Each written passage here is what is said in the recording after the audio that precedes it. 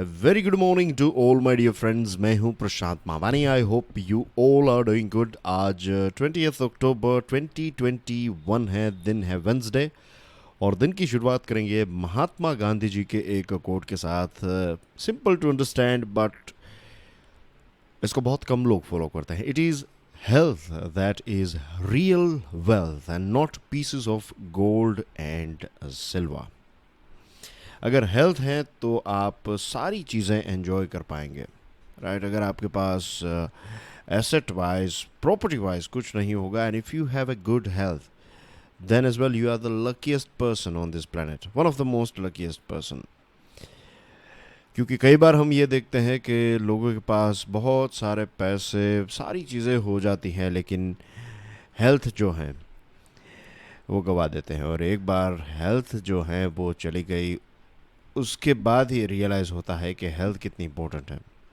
जब हम बीमार पड़ते हैं तब हम फील करते हैं कि हेल्थी होना जो है वो क्या है। वरना जब नॉर्मल जो दिन होते हैं हमारे, जहाँ पर जब मोस्ट ऑफ द टाइम जब हम हेल्थी होते हैं, तो उस टाइम पर we don't care about it, क्योंकि we take it for granted, you know. तो anyway, look after yourself, look after your mental as well as physical health. With this difference, आज हमारे table के ऊपर हैं चार interesting, चार important articles. इस लेक्चर को दूसरे स्टूडेंट्स के साथ शेयर ज़रूर करें। वीडियो पसंद आता है तो हिट द लाइक बटन, और हमारी चैनल स्टडी IQ एजुकेशन को सब्सक्राइब करना ना भूलें। एक गुड न्यूज़ है, हमारे सभी स्मार्ट कोर्सेज के ऊपर डिस्काउंट चल रहे हैं। फ्लैट 50% डिस्काउंट तो मिलेगा ही, ऊपर से आपको 25% एक्स्ट्रा डिस्काउंट भी मिलेगा when you use this code STUDY25। ये ऑफर 22 अक्टूबर 2021 तक ही वैलिड है, तो make the most out of it. To know more about it, check out studyiq.com, या फिर you can download our mobile app, or you can give us a call on the number that you can see on your screen.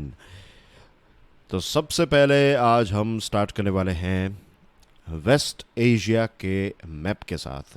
इसको कई बार middle east भी कहा जाता है। Let me write it down for you guys. जो नए students हैं उनके लिए it's also known as Middle East, लेकिन इसका इंडिया के पॉइंट ऑफ व्यू से नाम जो है, प्रॉपर नाम भारत के पॉइंट ऑफ व्यू से, मीन्स अमेरिकन मीडिया इसको मिडल ईस्ट कहेगी, BBC भी मिडल ईस्ट ही कहती है, लेकिन भारत की बात करें तो फ्रॉम हमारे पॉइंट ऑफ व्यू से the right word is West Asia. ये भी सही है, लेकिन ये ज़्यादा सही है, वेस्ट एशिया। तो वेस्ट एशिया में कौन कौन से देश हैं? बड़े बड़े देशों की बात कर ले तो एक तो आपका ईरान है, then you have Iraq, Oman, Yemen, Saudi Arabia. फिर यहाँ पर दूसरे छोटे छोटे देश जैसे कि UAE, कतार, एक छोटा सा आइलैंड नेशन है बहरीन। फिर यहाँ पर है जॉर्डन, ऊपर आप देख सकते हैं सीरिया। सीरिया वैसे थोड़ा बड़ा देश है, यहाँ पर थोड़ा ही दिखाई दे रहा है। Then you have Israel, Palestine. तो ये सारे देश जो हैं इनको आप कह सकते हैं मिडल ईस्टर्न नेशंस, या फिर west Asia, west Asian countries. I hope this is clear.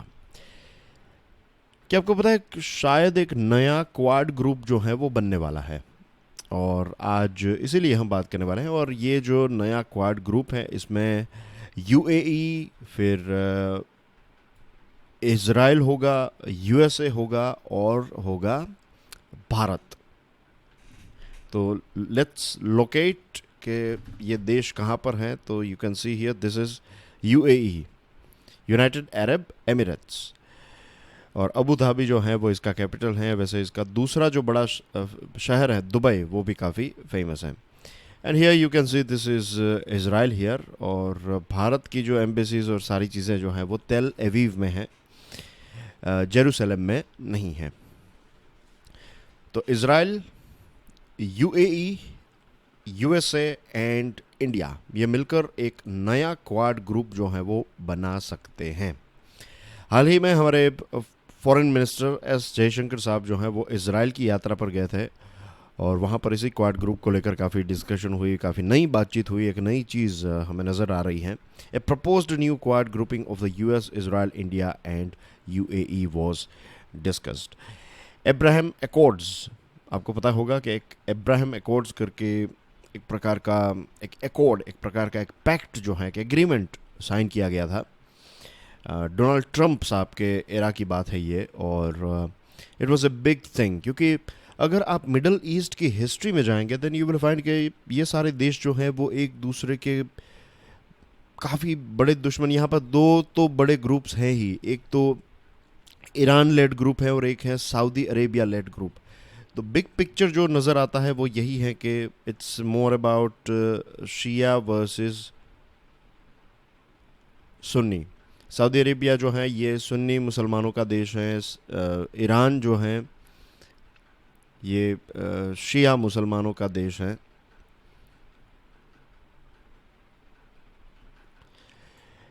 लेकिन इनकी ये जो जो राइवलरी है, it's not just about religion. ये सिर्फ ऐसा नहीं है कि रिलीजन की वजह से ये लोग झगड़ रहे हैं, नो। ये वाला पोर्शन जो आप देख रहे हैं, पर्शियन गल्फ वाला रीजन, तो ज़्यादातर जो ऑयल हैं वो इस क्षेत्र में है। तो हर कोई यहाँ पर यही चाहेगा कि इस क्षेत्र में वो सबसे ताकतवर देश बने।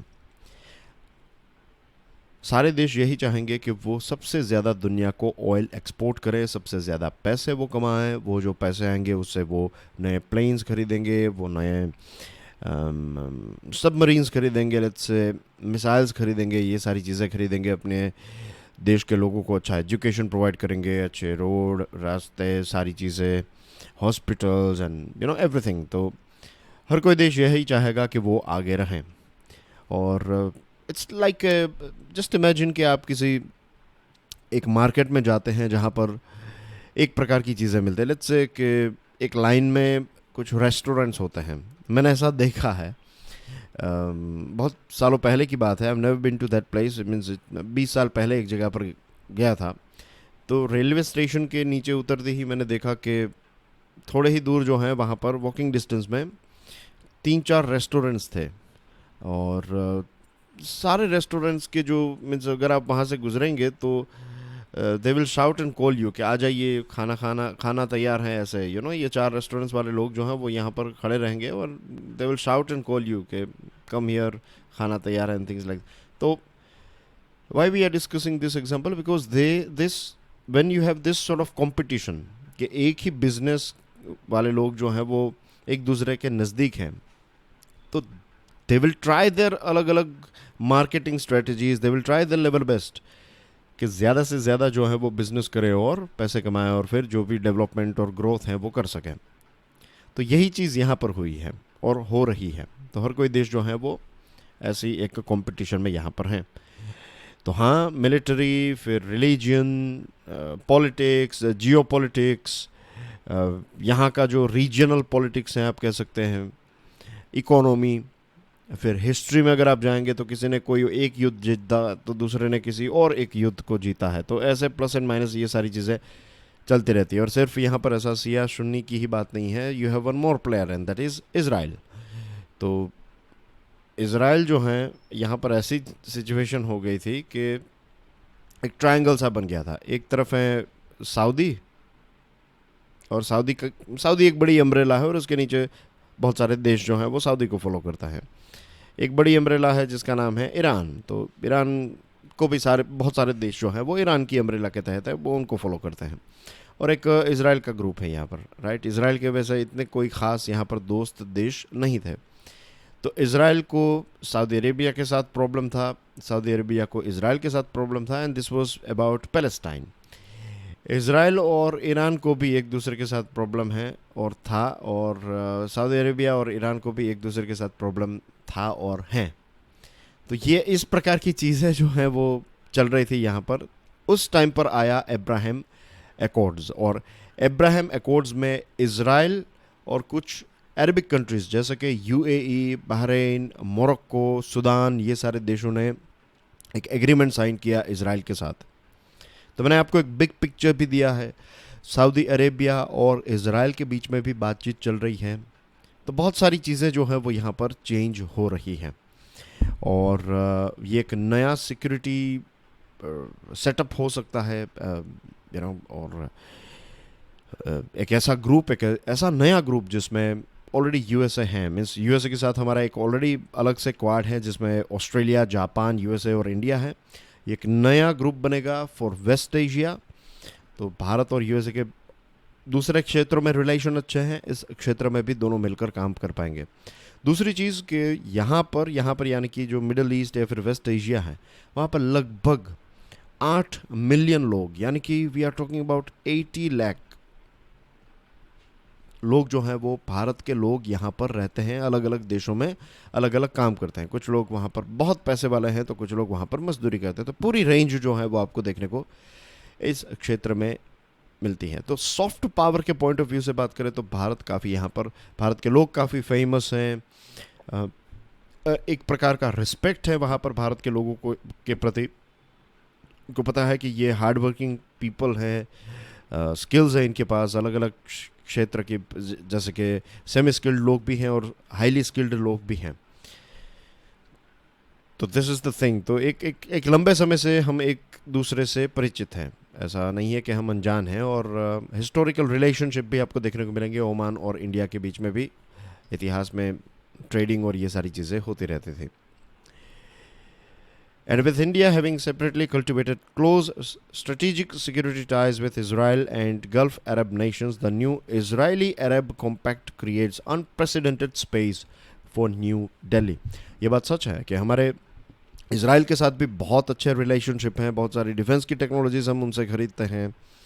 और हमारे रिलेशनशिप अरबिक नेशंस के साथ भी अच्छे हैं, हम ऑयल खरीदते हैं उनसे। और यूएई के साथ, फिर ओमान के साथ, सऊदी अरेबिया के साथ हमने मिलिट्री एक्सरसाइजेस भी की हैं। ईरान के साथ भी अच्छे रिलेशनशिप हैं। तो यहाँ पर जो भी नए डेवलपमेंट्स हो रहे हैं और इजरायली और अरबिक देश एक दूसरे को सपोर्ट कर रहे हैं, एक नई पार्टनरशिप देखने को मिल रही है, तो भारत के लिए ये एक अच्छी बात है, क्योंकि हमारे लिए तो ये दोनों जो हैं वो दोस्त हैं। ये एक बहुत बड़ी मार्केट भी है, क्योंकि यहाँ पर ज़्यादातर जो देश हैं उनकी डेमोग्राफी यानी कि वहाँ की जो पॉपुलेशन है वो काफ़ी यंग पॉपुलेशन है।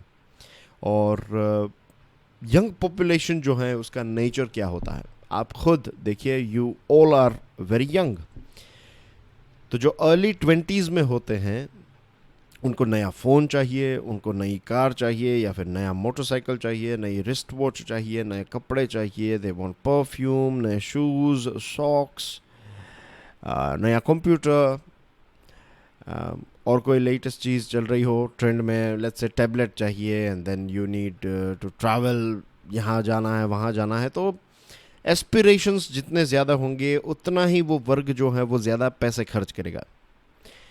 तो if you have this demography, ये अगर ऐसा ग्रुप है आपके पास या फिर ऐसी पॉपुलेशन है किसी देश में, तो नेचुरली वहाँ के लोग पार्टी ज़्यादा करेंगे, यूनिवर्सिटीज़ का खर्चा होगा, मीन्स उनको पढ़ाई, फिर बैग्स चाहिए, ये कितनी सारी चीज़ें, यू नो, एसेसरी से भरपूर यंगस्टर्स को ये सारी चीज़ों की रिक्वायरमेंट रहती है। तो ये सारे अलग अलग प्रोडक्ट्स जो हैं वो आप बेच पाएंगे। तो it will be a very big market. किसी भी देश में जो यंग देश होता है, यहाँ पर ये सारी चीज़ें जो है वो ज़्यादा मिलती हैं। फिर एक ऐसा देश जो थोड़ा एज होती है जिस देश की, या फिर उसके लोगों की एवरेज एज लेट्स से 45-50 से प्लस हैं, तो फिर वहाँ पर आपको ज़्यादा मेडिकल और नर्सिंग फैसिलिटीज़, यू नो, ये सारी चीज़ों की ज़्यादा रिक्वायरमेंट रहेगी। With the US reorienting its focus to the Indo-Pacific and powerful Arab states viewing Israel in a new light, the time is right for India to step up. And with Israel's high-tech economy, the Gulf Arab nations bid to diversify away from oil. So this is a perfect mix or perfect synchronization. जो Arabic देश हैं उनको पता है कि अब oil जो है वो लंबे समय तक, अभी तक जहाँ तक आज वो जहाँ पहुँचे हैं और जहाँ पर वो हैं, और जिस प्रकार से ऑयल ने उनको, काफ़ी गरीबी थी यहाँ पर और ऑयल ने इनको सुपर रिच बना दिया, अब इससे ज़्यादा वेल्थ जो है वो ऑयल से वो जनरेट नहीं कर पाएंगे। तो पैसे जो हैं उनके पास, इन पैसों का इस्तेमाल उनको मीन्स एक नए क्षेत्र में, जो उभरते हुए क्षेत्र है, उसमें इन्वेस्ट करना पड़ेगा। और इजराइल एक ऐसा देश है जो टेक्नोलॉजी में काफ़ी बहुत ही एडवांस देश है। तो जो चीज़ अरबिक देश ढूंढ रहे हैं वो इजराइल के पास है, इजराइल भी नई मार्केट ढूंढ रहा है, तो दोनों के लिए एक परफेक्ट मिक्स होगा। As far as India is concerned तो हमें ईरान की भी आवश्यकता है. We have to work with Iran as well, क्योंकि भारत के जो इंटरेस्ट हैं अफ़गानिस्तान में, वहाँ तक अगर हमें पहुँचना है तो ईरान इज़ अ की, या फिर Iran is a gateway for India to Afghanistan.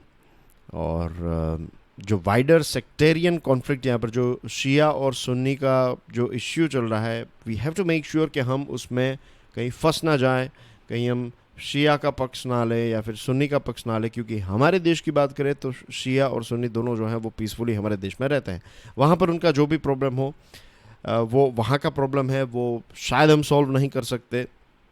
तो इट्स बेटर कि हमारे इंटरेस्ट के ऊपर फोकस करते हुए हमारी डिप्लोमेसी को, ये ट्रिकी जो अप्स एंड डाउन्स हैं या फिर जो जिगजैग वाला रास्ता है, तो इसमें इसमें you have to be very skilful in taking turns and making sure that we reach our targets. That's everything as far as first article is concerned. आज के लेक्चर के पीडीएफ को डाउनलोड करने के लिए check out my Telegram channel and you can follow me on Facebook, Insta and Twitter as well.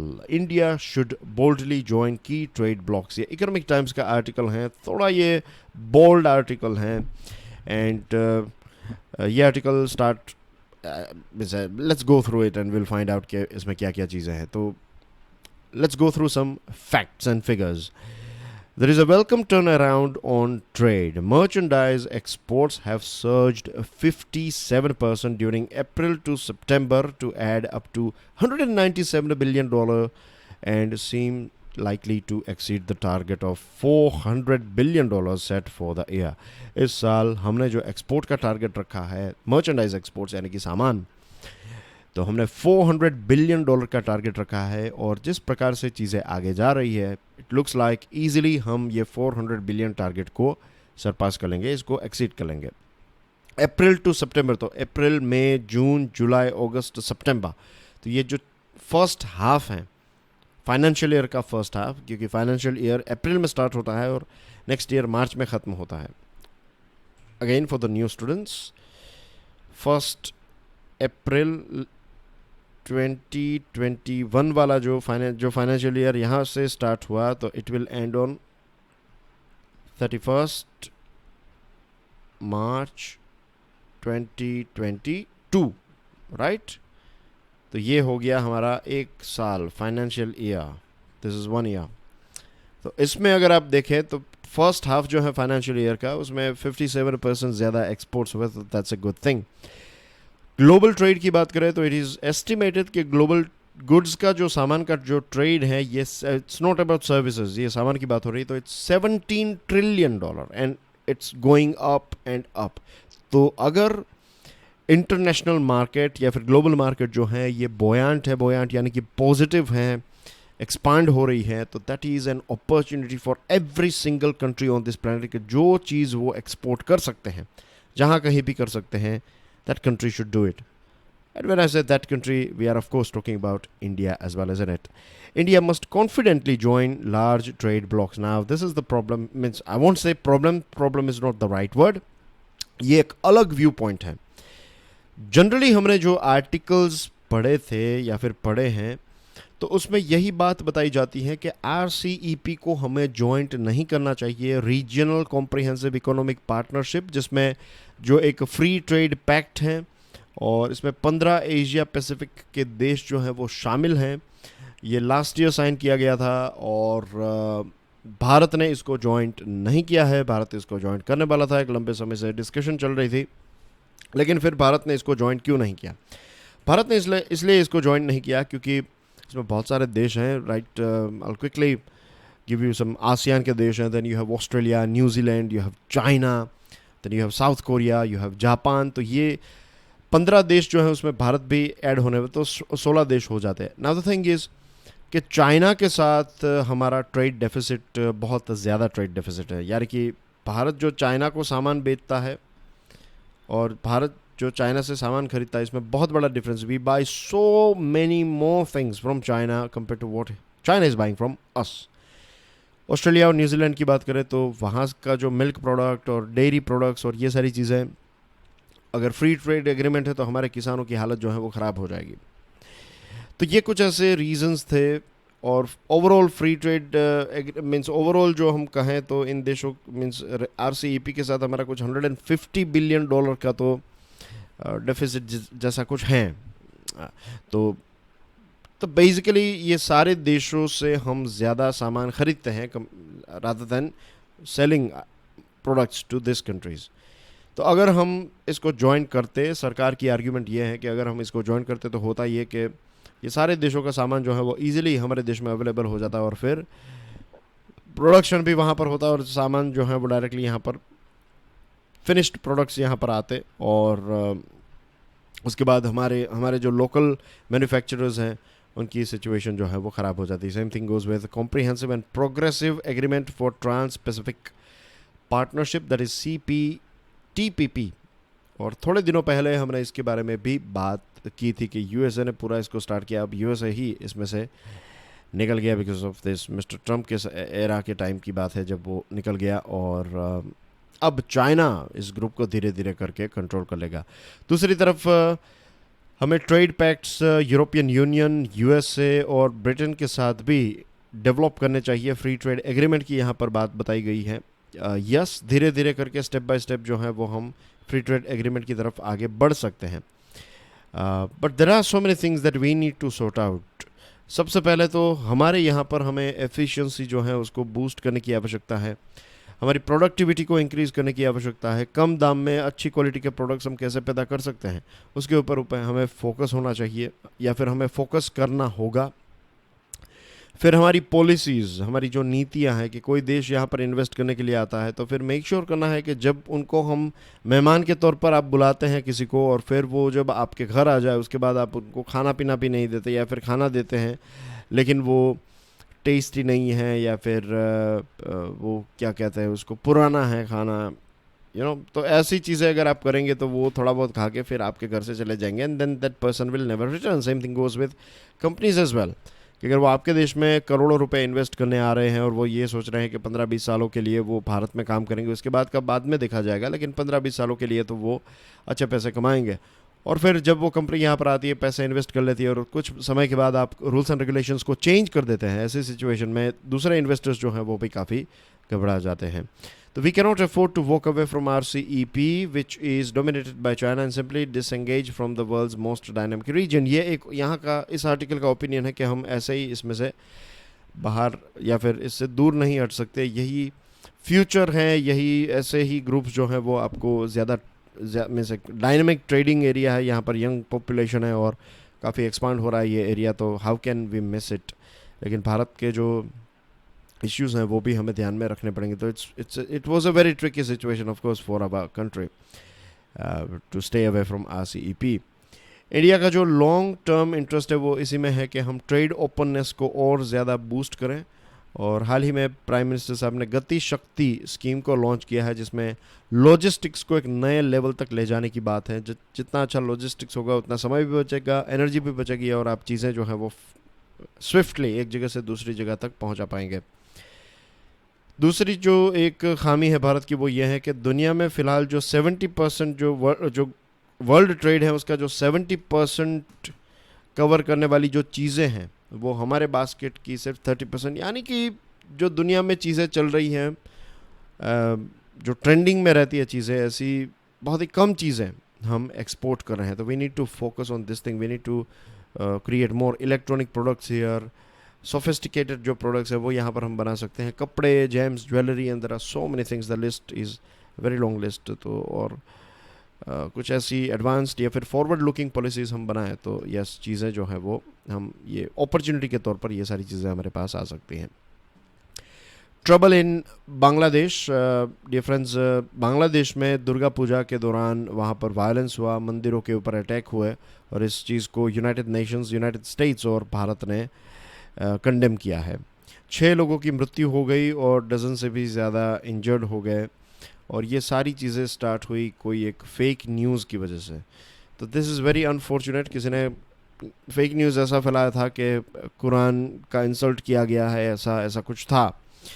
But the thing is कि फिर violence के ऊपर उतर जाना, that is not religious, that is not right as well, that is not ethical अगर ऐसा कुछ होता भी है तो लॉ एंड ऑर्डर को टेक केयर करनी चाहिए चीज़ों को, लोगों को नहीं। प्राइम मिनिस्टर हसीना यानी कि शेख हसीना मैडम जो हैं, उन्होंने ये प्रॉमिस किया है कि वो स्ट्रिक्ट एक्शन लेंगे। और उनका एड्रेस भारत के प्रति भी था। उन्होंने, क्योंकि भारत और बांग्लादेश के रिलेशनशिप जो है वो काफ़ी अच्छे रहे हैं, एक लंबे समय से अच्छे रहे हैं, ऐतिहासिक रिलेशन भी हैं, तो ये एश्योरिटी दी है कि स्ट्रिक्ट एक्शन ली जाएगी। काफ़ी लोगों को गिरफ्तार भी किया गया है, लेकिन न्यू दिल्ली जो है इज़ कंसर्न्ड अबाउट इट। और of course this is quite understandable कि किसी जो नज़दीक के देश हैं वहाँ पर अगर माइनॉरिटीज़ को मीन्स परेशान किया जा रहा है, उनको उनके साथ इस प्रकार का बिहेवियर किया जा रहा है, तो Bharat as a regional player, ये सार्क रीजन में या फिर साउथ एशिया की बात करें तो भारत सबसे बड़ा और सबसे ताकतवर देश है। तो of course India is going to take a stand. लेकिन एक एश्योरिटी दी है बांग्लादेश ने, तो लेट्स सी के इसके ऊपर कितने वो खरे उतरते हैं। हमारे जो हाई कमिश्नर साहब हैं, उन्होंने भी वहाँ के लोकल माइनॉरिटीज़ यानी कि वहाँ के जो हिंदू लोग हैं, तो उनके कुछ लीडर्स के साथ डिस्कशन की। तो ये एक कंपैशन, करुणा की भी बात है, और इसके साथ ये भी कहा जा सकता है कि ये एक प्रकार का इंटरफियरेंस भी वहाँ की सोशल लाइफ में किया जा रहा है। दोनों एंगल से इसको देखा जा सकता है, लेकिन ये सारी रियलिटीज़ हैं। जब मोदी साहब वहाँ पर गए थे तो उस टाइम पर भी काफ़ी वायलेंस हुआ था। तो इस प्रकार की कुछ शक्तियाँ, पाकिस्तान भी कुछ ऐसी चीज़ें करता रहता है जिससे बांग्लादेश में कुछ ऐसे ग्रुप्स हैं जो पाकिस्तान को फॉलो करते हैं, और वो ये इस प्रकार की एक्टिविटीज़ करते रहते हैं जिससे बांग्लादेश और भारत के रिलेशनशिप जो हैं वो उसमें दरारें पैदा हों। तो we have to be very careful. हमें स्मार्टली ये मेक श्योर करना पड़ेगा कि ऐसे चक्कर में हम ना फंसे, क्योंकि वैसे देखा जाए तो एक देश में से ही बांग्लादेश फिर बना है, लेकिन कल्चर मोर लाइकली सेम है, हिस्ट्री सेम है। तो अपने ही घर में झगड़ा करके किसी को फ़ायदा नहीं होगा, ऐसी बात है। तो साउथ एशिया की जब बात करें तो बांग्लादेश और भारत काफ़ी अच्छे दोस्त हैं। तो पीपल शुड अंडरस्टैंड कि भाई ये फेक न्यूज़ के चक्कर में हम एक दूसरे के ऊपर हाथ उठाने लगे तो this is not great. A global player in solar power, यहाँ पर कुछ नई सोलर टेक्नोलॉजी के नाम आपको पढ़ने को मिलेंगे। अब तमिलनाडु जो है वो धीरे धीरे सोलर प्रोजेक्ट्स में काफ़ी अच्छी प्रोग्रेस कर रहा है। मार्च 2021 की बात करें तो टोटल कैपेसिटी जो तमिलनाडु राज्य की है that is 4.4 gigawatt, which is quite impressive. और 2019 से इस चीज़ को मीन्स एक रिलीज़ किया गया था, एक लक्ष्य लॉन्च किया था कि 2023 तक तमिलनाडु जो है वो 9 गीगावाट सोलर पावर इंस्टॉल कर देगा। डू यू नो कि तमिलनाडु का पोटेंशियल कितना है? तमिलनाडु का पोटेंशियल है 279 गीगावाट। इतना पावर जो है वो सिर्फ सोलर पावर सिर्फ तमिलनाडु पैदा कर सकता है। तो लेट्स होप कि एक दिन हम देखेंगे कि इतना सोलर पावर जो है वो तमिलनाडु जनरेट करेगा। The sharp decline in the prices of solar and resulting cost competitiveness is another factor. ये एक फैक्टर है जिसकी वजह से तमिलनाडु में एक तो प्राइस कम हुई है सोलर पैनल्स और इन सारी चीज़ों की, तो इसकी वजह से फिर एडॉप्शन जो है वो काफ़ी स्पीडी हुआ है। इसमें कुछ अलग अलग टेक्नोलॉजीज़ की बात है तो I quickly take you through it in case अगर आपको प्रीलिम्स में ऐसे प्रश्न पूछे जाए। तो फर्स्ट जनरेशन जो सोलर सेल्स थे तो उसमें मोनोक्रिस्टलिन और क्रिस्टलिन और मल्टी क्रिस्टलिन ऐसे सिलिकॉन वेफर्स आपको देखने को मिलती थी। और जो मोनो हैं मोनोक्रिस्टल, तो मोनोक्रिस्टल ज़्यादा एफिशिएंट है, 24% इसकी एफिशिएंसी है, और मल्टी क्रिस्टल जो है इसकी एफिशिएंसी 20% है। तो मोनोक्रिस्टल जो है वो काफ़ी अच्छा परफॉर्मेंस या फिर ज़्यादा इलेक्ट्रिसिटी पैदा करता है। और क्रिस्टलिन सिलिकॉन टेक्नोलॉजी जो है ये ओल्डेस्ट है मार्केट में जो अवेलेबल है। 95% जितना जो ग्लोबल फोटोवोल्टिक मार्केट है तो उसमें 95% मोनोक्रिस्टल और मल्टी क्रिस्टल का ही इस्तेमाल होता है।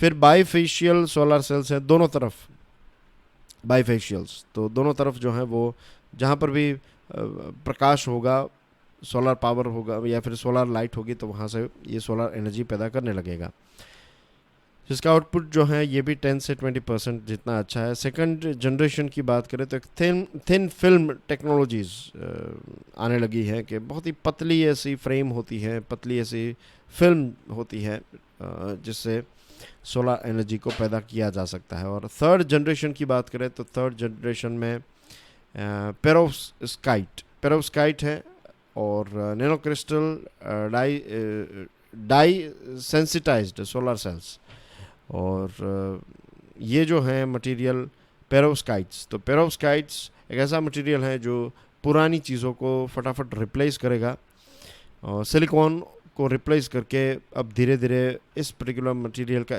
इस्तेमाल हमें देखने को मिलेगा। रिसर्च ग्राफीन के ऊपर भी हो रही है, ग्राफीन क्वांटम डॉट्स के ऊपर, और इसका भी रिज़ल्ट जो है वो धीरे धीरे काफ़ी सामने अच्छा आ रहा है। तो ये सारी चीज़ों को अगर हमें आगे बढ़ाना है तो पॉलिसी सपोर्ट यानी कि सरकार का सपोर्ट चाहिए। नई टेक्नोलॉजीज़ के R&D में सरकार को इन्वेस्ट करना होगा या फिर पैसे देने होंगे। फिर रिन्यूएबल एनर्जी के जो टारगेट्स हैं उनको अचीव करने के लिए फंड प्रोवाइड करना पड़ेगा, ग्रांट्स और सब्सिडीज़ प्रोवाइड करनी पड़ेगी। मेक श्योर करना पड़ेगा कि रूफटॉप सोलर पावर अगर हमें सक्सेसफुल बनाना है तो सब्सिडीज़ जो है वो कंटिन्यूस होनी चाहिए। तो ये कुछ स्टेप्स उठाने हैं। ये कुछ न्यूज़ आइटम्स हैं डियर फ्रेंड्स। कल जो प्रश्न पूछा था उसका आंसर है जापान एंड सिंगापुर, और आज एक नया प्रश्न आपकी स्क्रीन के ऊपर है। It's about article 23 and I will see you tomorrow. Till then enjoy your studies. God bless you all. जय हिंद।